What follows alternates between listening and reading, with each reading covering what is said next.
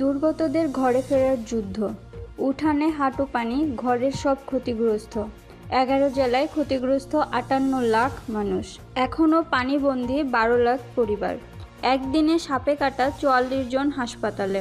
টানা বর্ষণ ও ভারত থেকে আসা ঢলে পানিতে তলিয়ে যাওয়া 11 জেলার 6টিতে এখনও দুর্যোগ কাটেনি। কাপ্তাই হ্রদের পানি বৃদ্ধি পাওয়ায় নতুন করে হাজার হাজার মানুষ পানিবন্দী হয়ে পড়েছে। চট্টগ্রামের মিরসরাইয়ের পানি কমলেও ওঠান ও রাস্তায় এখনও হাঁটু পানি। আশ্রয়কেন্দ্র থেকে অনেক এলাকার মানুষ হাঁটু পানি ভেদ করে বাড়ি ফিরে দেখছেন ঘরের জিনিসপত্র সবই নষ্ট হয়ে গেছে। ত্রাণের শুকনো খাবারই তাদের একমাত্র ভরসা। কুমিল্লায় আমন ধানের ক্ষেত এখনও 8 ফুট পানির নিচে। বন্যায় গতকাল পর্যন্ত 31 জন মারা যাওয়ার খবর নিশ্চিত করা গেছে। দুর্যোগ ব্যবস্থাপনা ও ত্রাণ মন্ত্রণালয়ের তথ্য মতে গতকাল পর্যন্ত বন্যায় 58,22,000 মানুষ ক্ষতিগ্রস্ত হয়েছে বলে জানানো হয়েছে। নোয়াখালীতে গতকাল একদিনে সাপে কাটা 44 জনকে হাসপাতালে ভর্তি করা হয়েছে। দুর্যোগ ব্যবস্থাপনা ও ত্রাণ মন্ত্রণালয় জানিয়েছে, দেশের 11টি জেলায় বন্যায় মৃত্যুর সংখ্যা আরও বেড়েছে। গতকাল বুধবার বেলা 1টা পর্যন্ত 31 জন মারা যাওয়ার তথ্য নিশ্চিত হওয়া গেছে। বন্যায় মঙ্গলবার পর্যন্ত মৃতের সংখ্যা বেড়ে দাঁড়িয়েছিল 27।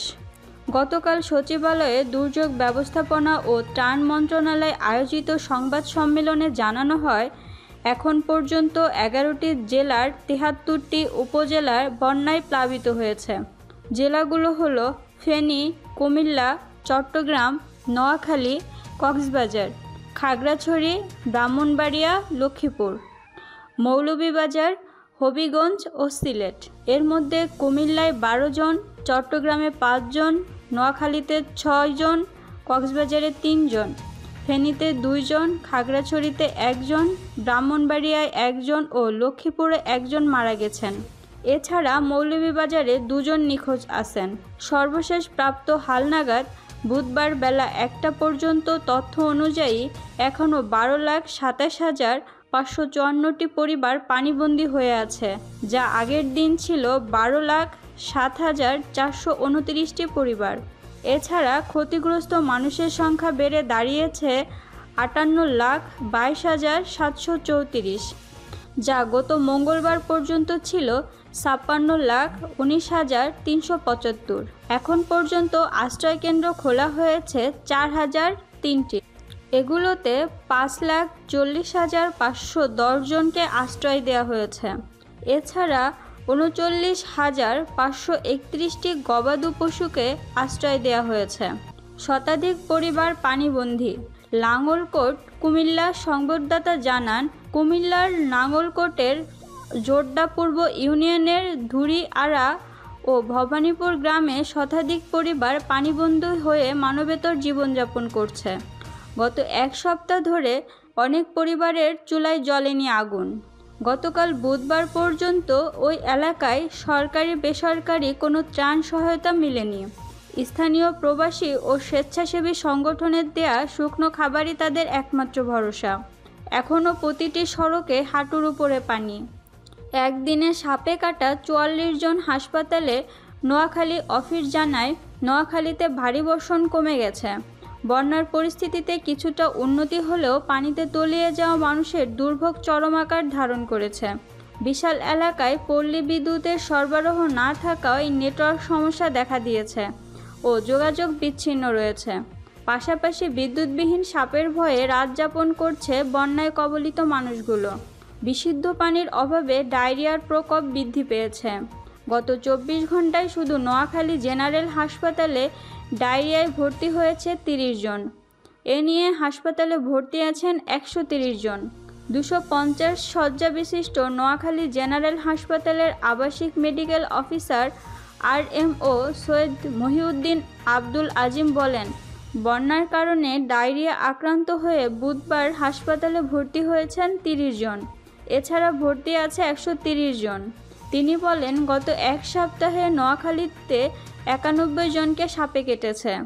গতকাল বুধবার সাপে কেটেছে 44 জনকে। মিরসরাইয়ের পানি কমলেও স্বাভাবিক জীবনে ফিরতে চলছে যুদ্ধ। মিরসরাই চট্টগ্রাম সংবাদদাতা জানান, মিরসরাইয়ে টানা 7 দিনের বন্যায় অন্তত 2 লাখ মানুষ পানিবন্দী ছিল। পানি কমে গেলেও এখন স্বাভাবিক জীবনে ফিরতে যুদ্ধ করছেন ক্ষতিগ্রস্তরা। বন্যায় ক্ষতিগ্রস্ত হয়েছে অসংখ্য কাঁচা ও মাটির ঘর। গত 2 দিন ধরে অধিকাংশ ঘর থেকে পানি নামলেও উঠান ও গ্রামীণ সড়কে পানি থাকায় স্বাভাবিক জীবনযাপনে ফিরতে পারছে না মানুষ। গতকাল বুধবার সকালে উপজেলার জোরারগঞ্জ ইউনিয়নের নন্দনপুর গ্রামে গিয়ে দেখা যায়, এখানে বানের পানি নেমে গেলেও অসংখ্য কাঁচা ঘরবাড়ি ভেঙে গেছে। অনেক ঘরবাড়ি বসবাসের অনুপযোগী হয়ে পড়েছে। চলছে সর্বত্র ত্রাণ কার্যক্রম। বন্যা শুরুর পর থেকেই শতাধিক সংস্থা, সংগঠন, সেনাবাহিনী, পুলিশ, উপজেলা প্রশাসন ও বিভিন্ন রাজনৈতিক দলের নেতাকর্মীরা একযোগে উদ্ধার ও ত্রাণ কার্যক্রম শুরু করেন। এ সময় উপজেলার বিভিন্ন এলাকায় খোলা 82টি আশ্রয়কেন্দ্রে থাকা 30,000 মানুষকে খাবার, বিশুদ্ধ পানি, ওষুধ ও প্রয়োজনীয় জিনিসপত্র দিয়ে সহায়তা দেন এসব সরকারি বেসরকারি বাহিনী, সংস্থা ও সংগঠন।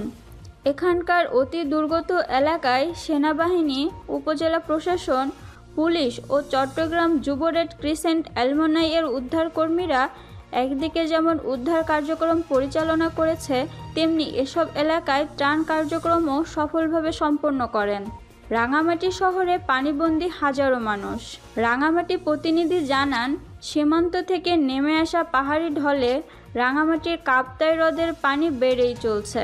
হ্রদের পানির উচ্চতা বাড়তে থাকায় এবার রাঙামাটি শহর এলাকার হ্রদ তীরবর্তী বাড়িঘর পানিতে তলিয়ে গেছে।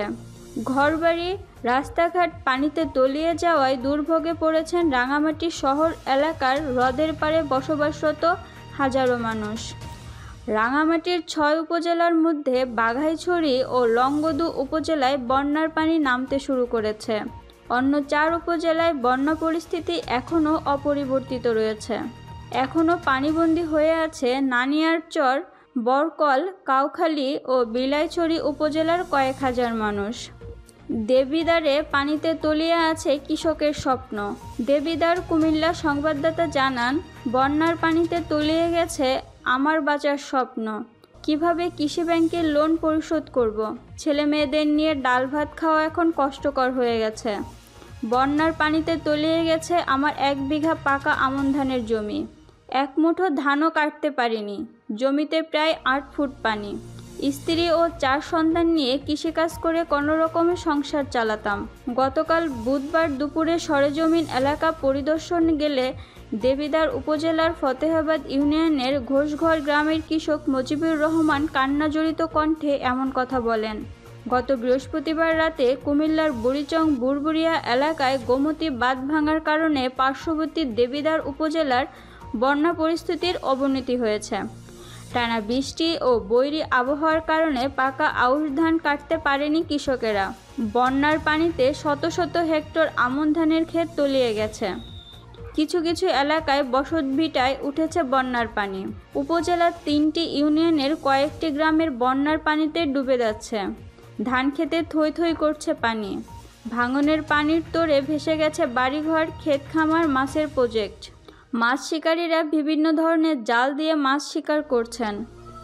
1 সপ্তাহ আগে যাদের সব ছিল এখন তাদের অনেকেই নিঃস্ব। ফেনীতে বন্যায় নিহত বেড়ে 17। ফেনী অফিস জানায়, ফেনীতে ভয়াবহ বন্যায় নিহতের সংখ্যা বেড়ে 17 জনে দাঁড়িয়েছে। এদের মধ্যে 5 জনের নাম পরিচয় জানা যায়নি। গতকাল বুধবার জেলা প্রশাসক মুসাম্মাদ শাহিনা আক্তার এ তথ্য নিশ্চিত করেছেন। বেসরকারি হিসাবে এ সংখ্যা আরও বেশি হবে বলে স্থানীয়দের ধারণা। জেলা প্রশাসক জানান, গত কয়েক দিনে টানা বন্যায় জেলায় ব্যাপক ক্ষতি, এমনকি প্রাণহানি হয়। এর মধ্যে সদর উপজেলার কালীদহ ইউনিয়নের চালতাতলী এলাকা থেকে অজ্ঞাত 2 জন পুরুষের লাশ উদ্ধার করা হয়। এছাড়া ছাগলনাইয়া উপজেলার একজন অজ্ঞাত নারী, সোনাগাজীর সুলাখালী এলাকার অজ্ঞাত পুরুষ, চর খন্দকার জালিয়াপাড়ায় অজ্ঞাত হিন্দু নারীর লাশ উদ্ধার করা হয়। পরশুরাম উপজেলার চিতলিয়া ইউনিয়নের ধনিকুণ্ডা এলাকায় সাহাবুদ্দিনের লাশ ফুলগাজী উপজেলায় পাওয়া যায়। উপজেলার মির্জানগর ইউনিয়নের দেলোয়ার হোসেন, ফুলগাজী উপজেলার নোয়াপুর এলাকার শাকিল, উত্তর কৈয়া এলাকার কিরণ, দক্ষিণ শ্রীপুর এলাকার রাজু, কিসমত ঘনিয়ামোড়া এলাকার আবুল খায়ের, লক্ষ্মীপুর এলাকার সৈয়দ তারেক, শনিরহাট এলাকার রজবের নেছা, সোনাগাজী উপজেলার সম্পুর এলাকার নাইম উদ্দিন, সারাইতকান্দি এলাকার আবির, দাগনভূঞা এলাকার উত্তর করিমপুর এলাকার নূর মোহাম্মদ মিরাজ, মমারিজপুর এলাকার আব্দুর রহিম মারা গেছেন। তাদের লাশ পারিবারিক কবরস্থানে এবং অজ্ঞাত ব্যক্তিদের লাশ শহরের বিভিন্ন কবরস্থানে দাফন করা হয়।